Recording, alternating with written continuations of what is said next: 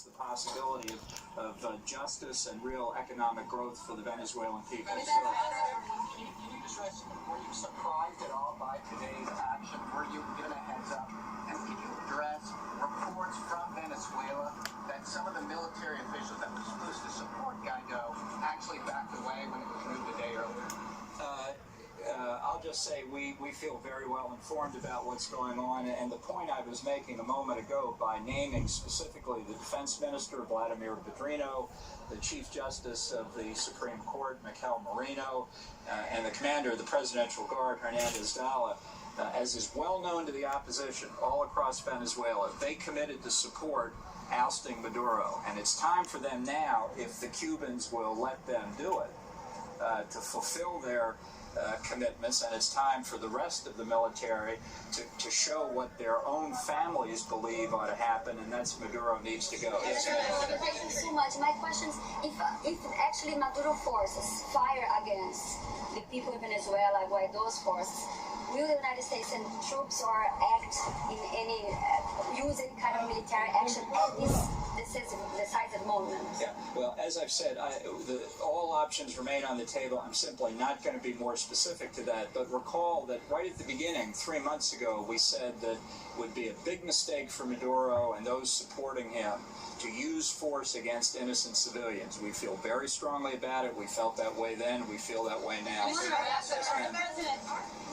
Video footage of protesters seemingly being run over by tanks in the streets in Venezuela. What is the point at which you think force is enough force for you all to step in? Well, we're watching very carefully what's happening. As I say, we've been trying to explain to everybody who will listen that we want people to go through with what they've agreed to do in terms of transitioning power.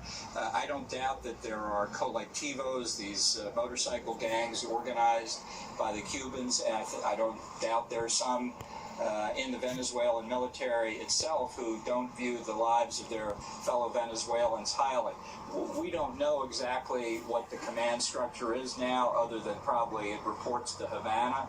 I saw that film myself. It could be an isolated incident. We're not going to draw conclusions imprudently. It's something that we want to stress as much as we can, how closely we're following it and how much we want this peaceful transfer of power to proceed. I'll just take one or two more. Yes, if you stand with Venezuelans, why don't you give them temporary protected status?